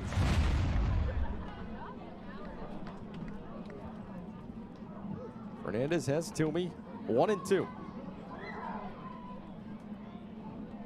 Lefty comes home as Toomey fouls it back to stay alive. We've seen Harris take reps at right field. I believe he appeared in a game at right field. He's mostly DH'd thus far for the SwampBats. Yeah, he played right field before being subbed out at Vermont back on the 2nd of July. 1-2. Another one fouled off. Look at the English on that ball. Oh my goodness. One looked like it was heading for the Keene dugout and wow, flirted with fair territory just for a second before the grass killed it.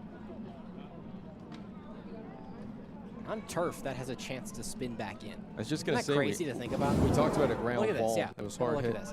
You can just kind of see, whoop, off it goes to the left. That's good fun. The count's 1-2 to Toomey after consecutive foul balls. Fernandez comes home and make that 3 in a row. Good AB. Toomey not a guy who's going to go down quietly. Struck out once in this game. It was today. That was in the 5th inning. Grounded out to short his last time up. Hernandez looking to put him away on the 1-2. Goes to the heater upstairs, and it's 2-2 to Toomey. After 2 excellent years at Holy Cross and Worcester, Jack Toomey transferring east on the Mass Turnpike to Boston College. The 2-2 lined sharply, and that's down for a base hit. Toomey will round first. He'll head to second. The throw is not in time. Toomey slides in safely. He's on with a leadoff double in the 8th. Yeah, just the tag maybe missed a little bit, and a good throw from O'Brien. He has a great arm. And Coach McKenna is going to call time, and I think we're going to see Keene Vorster come into this game in place of Fernandez. Fernandez has done a good job so far as Vorster runs in. We'll take a break and come back next here at Alumni Field.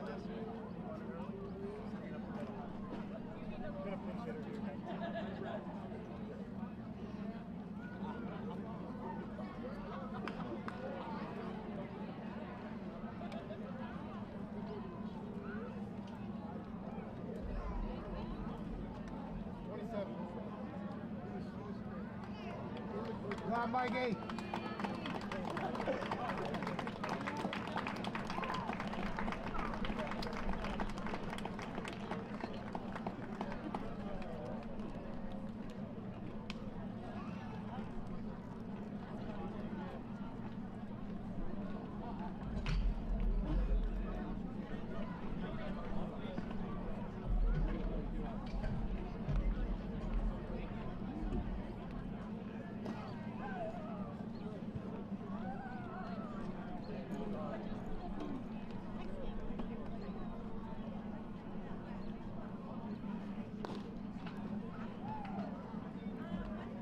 Back here at Alumni Field, Jack Toomey just had a leadoff double that chased Mikey Fernandez from the game. And Andrew, we mentioned it when he came in, and Fernandez did exactly that. He had to eat innings for the SwampBats. Did a good job. Will end his day with 2 2/3 innings, 3 hits, 2 walks, 2 strikeouts. Still not sure on the runs and earned runs.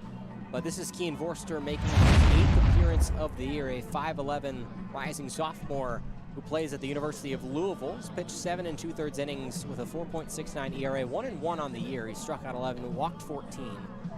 Most recent outing was at North Adams on Monday. He went an inning and a third, 2 hits, or 2 runs, both earned on 1 hit. He walked 1 and did not strike out any in 6 batters faced. Vorster on the mound here.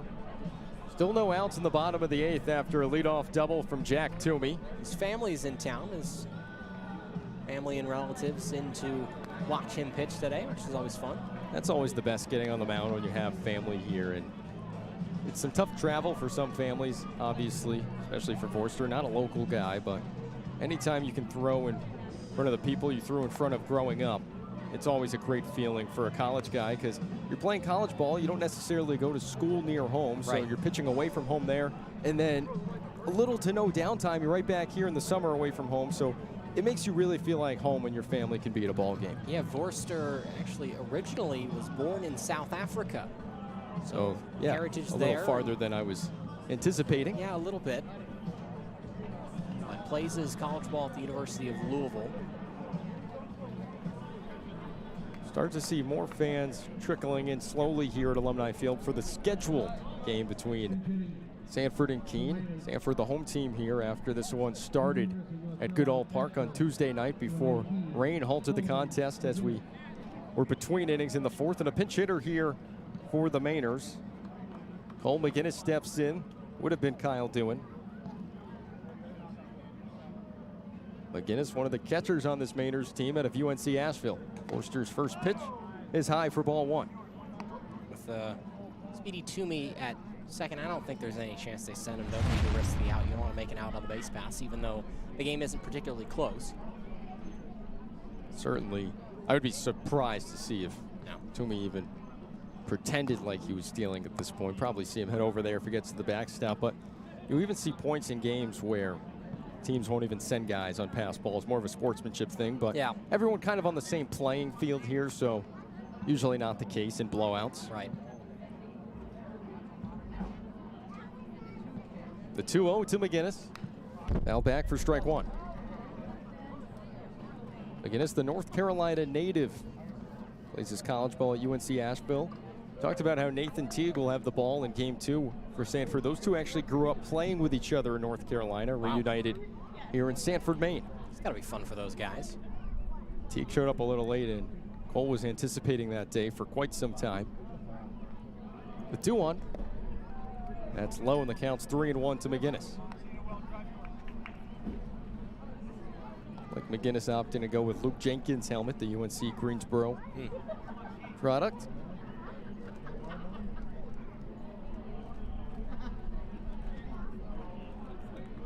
Vorster's 3-1. That'll run inside, and McGinnis works a pinch hit walk. Yeah, the walks have been a little bit of a struggle for Vorster this year, but his most recent couple of outings have been more successful than what he started off the season with. Best outing was at Vermont in that 16-4 win where he went 2 innings, only allowed a hit, walked 3, but struck out 2 and 8 batters faced. That brings up Brennan Hudson with runners on first and second and no outs, and what a game for Hudson. 6 RBIs, had a double in the first inning, which was on Tuesday night, that scored 3 runs, cleared the bases, and then a 3-run homer in the 5th where Sanford put up 7. First pitch from Vorster. Breaking ball slips out of the hands for ball 1. Yeah, it seems like the curveball is just slipping out a little early. Not seeing the usual spin rate. That was what we see with the off-speed from Vorster. Hudson just finished up his first spring at Georgia after transferring in from Georgia State. The 1-0. He'll look at it for strike 1. Talked about the Georgia guys didn't have their helmets with them, but Hudson's a guy where he goes with the old school Mainers helmet, not the current logo, the throwback S on the green helmet. Do they have updated ones? not helmets, just the logo as Nice block. the 1-1 skips in the dirt. And you mentioned it, Andrew Thompson did a good job to keep it in front.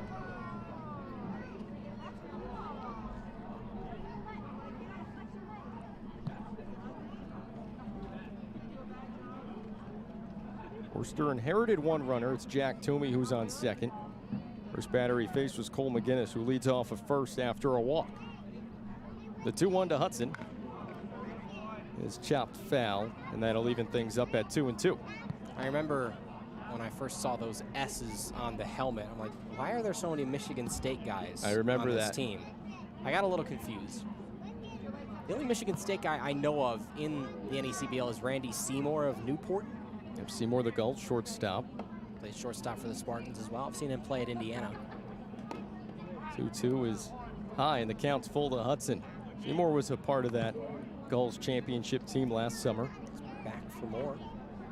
He was the everyday shortstop down the stretch for Newport, and he's a guy that's probably about 6'4", I would say. He's a tall fella, yeah. A lot of length out there up the middle. Yeah, good power too.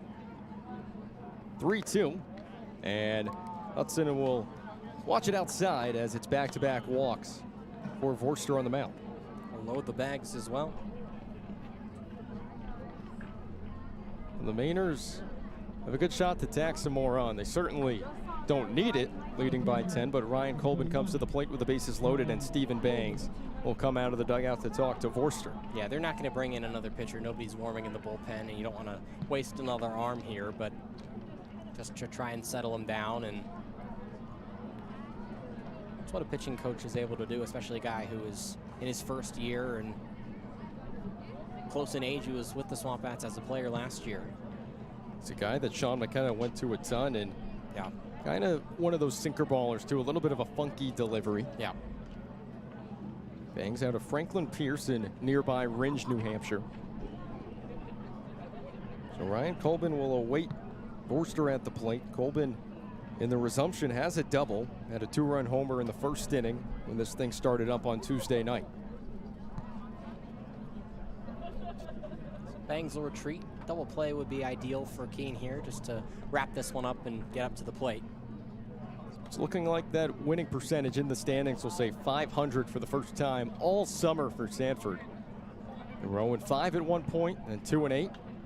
They've battled all the way back. First pitch to Colbin, big swing and a miss for strike one. Yeah, 91 miles an hour with good live ride on that offering from Vorster. That's not going to move on you. It doesn't really have any cut action or anything. Maybe cuts a little bit, but not a ton of ride on it. The 0-1. Colbin watches the fastball, and the count's 0-2. Be nice for a strikeout here. That would be a fun one. Invasion in the Keene bullpen right This now. is what happens. We're used to seeing that. Great spot for baseballs to get signed for young SwampBat fans. Vorster's 0-2, breaking ball on the ground, but foul as it goes right by Nick Lops, who did not flinch over there coaching third.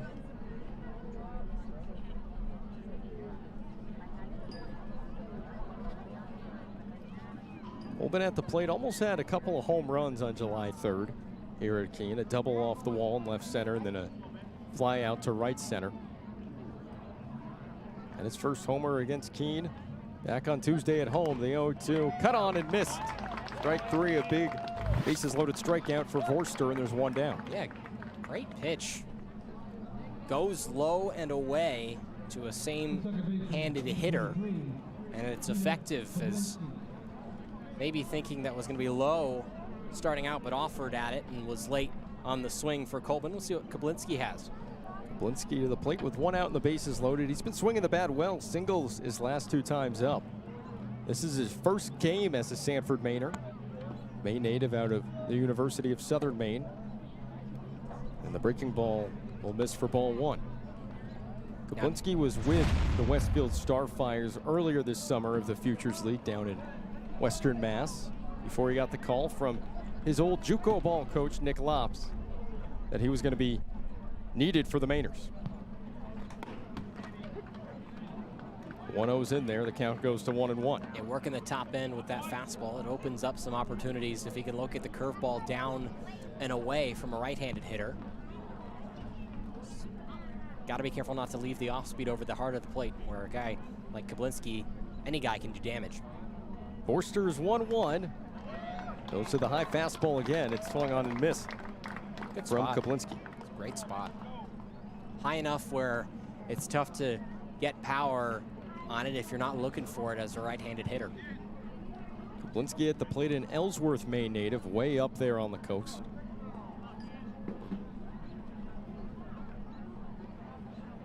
Forster's 1-2. Fastball caught Kablinski looking, strike 3. Back-to-back punch-outs for the hard-throwing righty. Good work, too. This is encouraging as he walked a couple of guys, but now has matched his total in strikeouts. And we'll see a pinch hitter. Another Looks pinch like this hitter is for Ryder the Mainers. Kirtley. Yep, Ryder Kirtley comes to the plate. Kirtley has really picked it up at the dish for Sanford, just working everything on a line. Had a triple yesterday at North Adams. I imagine he'll come in and play short for Trey King. Yes, definitely would just In be the a top of the clean, ninth, right. clean swap Yeah. with King now out of the game. Expect to see him in game 2. Usually see him in the lineup. Currently steps in out of Miami, Ohio. Recently transferred back to his home state after starting his career at Virginia Tech, and that breaker just completely Wow. fooled Kirtley. He ducked. He smiles like, oh, I was maybe a little overzealous on that one, thinking of where it was going to go. Stands are starting to fill up. It's going to be inclusion night for game 2 here. That's the promotion. The 0-1. Goes same spot. I Right love back it. to it. It's a great pitch. Attendance for this first game, 525. Which is right around the number that Sanford had when we started on Tuesday.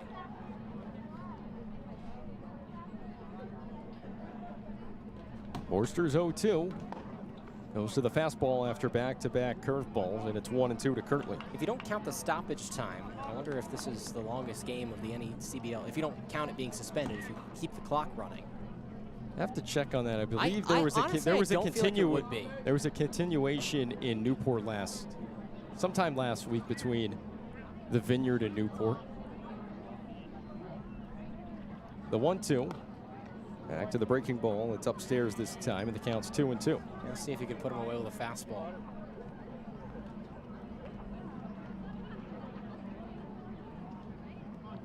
Yesterday in game 2 at North Adams, a single and an RBI double for Kirtley, and then you flash back to the game before this one started against North Adams on a Monday. Kirtley had a triple. 2-2. Fastball caught him looking. The bases were loaded with no outs, and then 3 consecutive strikeouts for Keene Forster. But it's all Sanford. We head to the 9th. The Bats coming up for their last chance.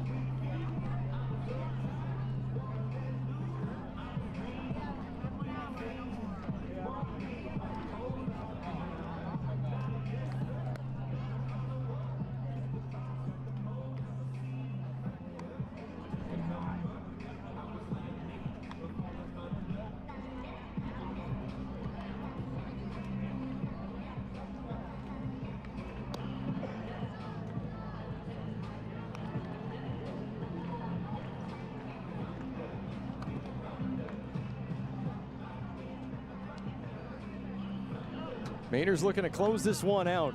A big 13-3 lead as we head to the top of the 9th. SwampBats will have their last chance at the plate, trailing by 10.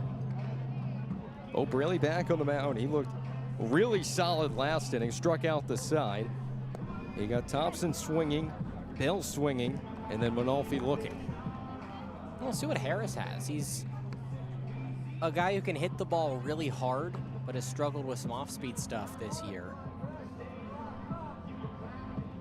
Struggled with the strikeouts as well. In limited time, he's only played a couple of games. Saw Harris go into third base under the University of Virginia with his Cavaliers helmet.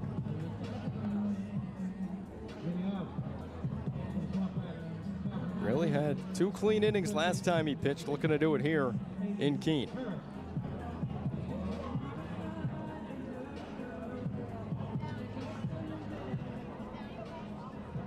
Harris steps in to face Braley. First at bat of the night for Harris as Braley comes home.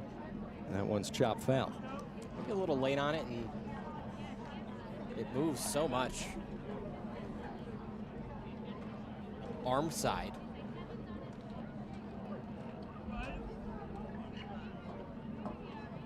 Oh, 1 is in there for strike 2. Looks like Keene will fall to 19-10. Sanford will get to 500 at 14-14. And a lot riding on game 2 tonight. Yeah, it's a big one.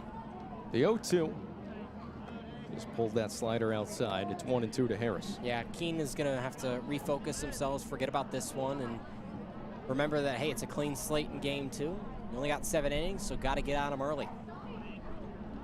Braley's 1-2. Another one. Well off the plate, and it's 2-2 to Harris. Tomorrow, Sanford will make their first and only trip down to the island. They head to Martha's Vineyard. Ooh, that'll be fun. Long trip for you guys. How long is that? It's roughly 5 hours? a little over 4 to the ferry. Then you got to get probably total of 5 on the ferry in Falmouth. Head over. The school bus picks you up in Vineyard Haven. A school bus? Yep. Martha's Vineyard Town School Bus. I like it. Well, Martha's Vineyard Public School bus. I see. The Vineyard is made up of plenty of towns, and make that 4 straight strikeouts for Bo Braley. Just throws Harris on the outer half. And the Mainers are 2 outs away from a huge win. One of those days where everything's just going right for you as a ball club. Keene has had some of those. Keene has had one of those days against Sanford, and Mainers are returning the favor today. The only thing that's really gone wrong for Sanford since July 2nd was a 2-1 loss in game 1 at North Adams yesterday. It was a walk-off for the Steeplecats. It's one of those you could feel it coming the whole time. Yep. Cats got a leadoff double. Ended up having the bases loaded with no outs, and Nelfi Lopez hit a sac fly to center to grab the 2-1 win in 7. Airing out the plate, and another one with some wicked spin on it. Yeah.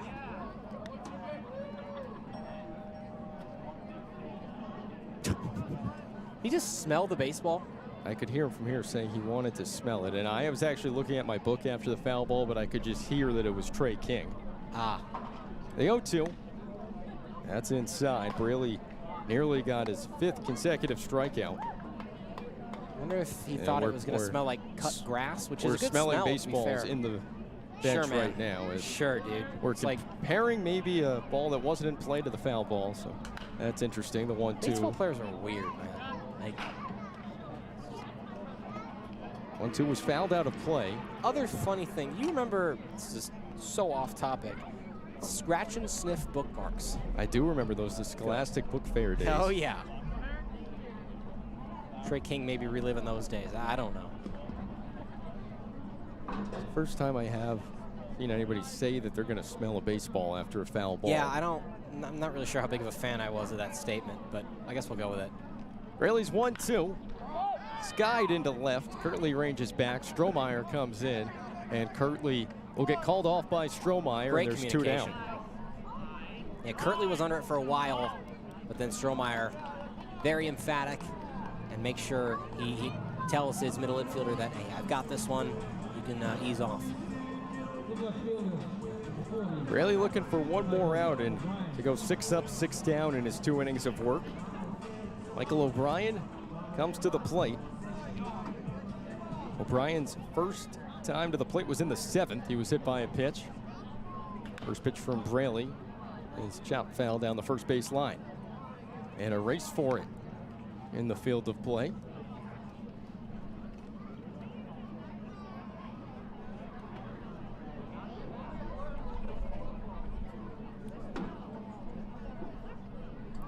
Braley's 0-1.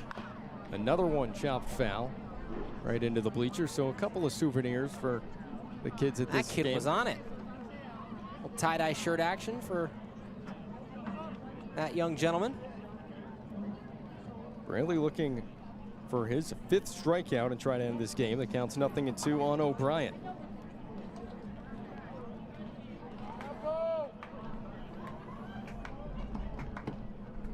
Braley's 0-2. That'll run outside, and it's 1-2 to O'Brien.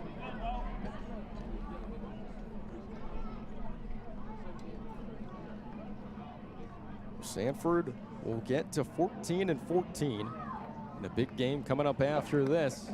Another one outside. If Sanford was able to win game 2, the Mainers would only be 3.5 games back of Keene. Yeah. Can credit Keene slowing down a little bit, still playing good baseball, but the Mainers have really picked it up in July. 2-2. On the ground is short. This could do it. Kirtley ranges up the middle. The throw is not in time. It's an infield hit for O'Brien, and we play on. Yeah, O'Brien, great speed there. Just gonna leg it out, play to the end. Wouldn't be shocked if they send O'Brien just for fun here. Very speedy base runner. So O'Brien on with the infield single, and Pitts comes to the plate. It's grounded into a 3-6 fielder's choice his first time up out of Central Connecticut State University. New Britain, Connecticut. First pitch will run inside from Braley for ball 1. Central Connecticut has dominated the NEC Conference the last decade or so. The 1-0. Skied out to the right side, but well fouled. Yeah, no chance for Miller to get after that. The kids will get it, though. A lot of souvenirs here in the top of the 9th.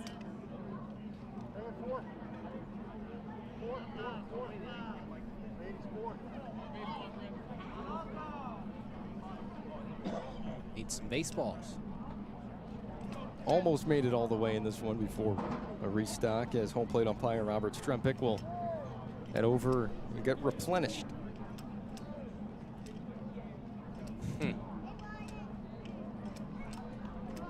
This game, the middle set of 3 consecutive days with a lot of baseball and a lot of travel for Sanford. Doubleheader in North Adams yesterday, then a game and a half here, and then should have a full 9-inning contest in Martha's Vineyard tomorrow. You'd hope. So the weather stays. Vineyard's susceptible to a lot of fog delays as well. Keene will head to Mystic tomorrow. Braley's 1-2, cut on and missed. He struck him out, and it's a 13-3 win for the Mainers in the resumption of Tuesday's game that only went 4.5 innings.